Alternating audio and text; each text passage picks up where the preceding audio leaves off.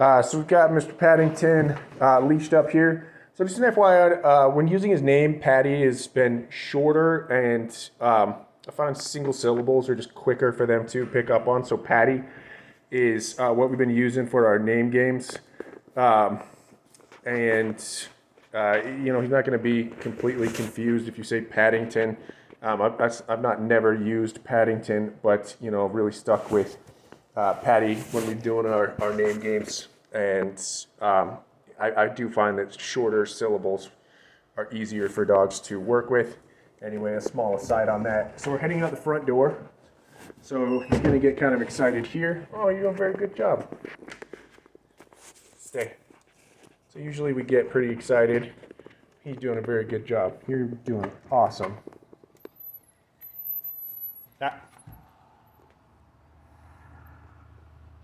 Free. Good boy. So we were all the way out the door. Very good work, sir.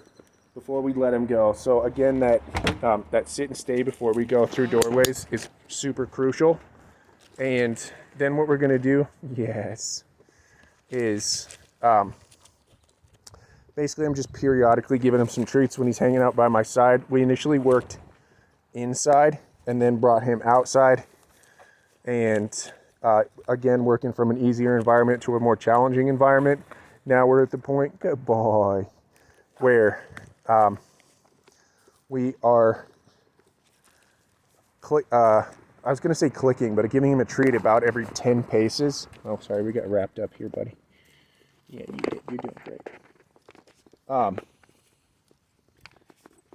And actually, when I've been doing my loose leash walking, I've been saying yes as a marker.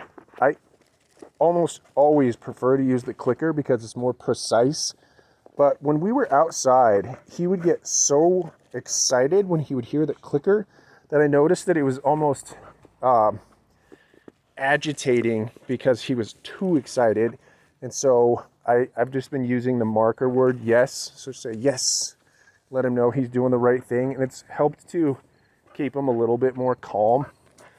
The benefit to you, it can actually be a little bit less cumbersome. Yes, to say yes than carrying your clicker when you're your loose leash walk. But I don't do that for the owners. I usually just do what works best for the dog and just want the best, the results. And for Mr. Paddington right now, saying yes has just been able to keep him a bit more calm. Good job, buddy. And so I'm saying yes about every 10 paces. 4, 5, 6, 7. Yes. So I actually want to say yes a little bit sooner there because he got out in front of me. Yes, and came back to me. I wanted to let him know he did a very good job by coming back to me. Yes. So he's getting a little rambunctious today. He's usually really sticking with me, and he's getting a little bit excited. I'm actually really proud of him because he's excited and still working through that and sticking with me. Yes. He's doing a very, very good job. He's usually a little more docile. Yes. You're doing great, buddy. So we're going to turn around here, go this direction. Yes. So just so you know, on the 10 paces, yes, that's like about where we're at, where we can go 1, 2, 3. But if we notice that he's getting too wound up, then we can make it a little bit more frequent than that. That's fine. And he swooped over to my left-hand side. I have only been treating him on my right-hand side to keep that consistent. So I'm not ever going to give him treats when he passes over here to this side. I just want to be very consistent. And so we can say, touch. Good job. And get him back where he needs to be positioned. And just keeping him consistent with the, where he needs to be. Good boy. Where he needs to be positioned. We'll just keep things constant for him. And if he's on the right-hand side, so he swooped over to my left, he's not going to get anything. Yes, comes back and gets his treats. Good job.